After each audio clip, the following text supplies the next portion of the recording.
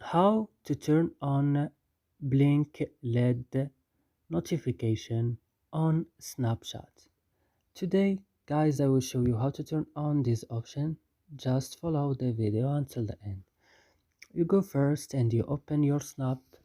Then when your Snap is opening, you go up and open your profile. Then go to settings and click again. And then go to notification and click.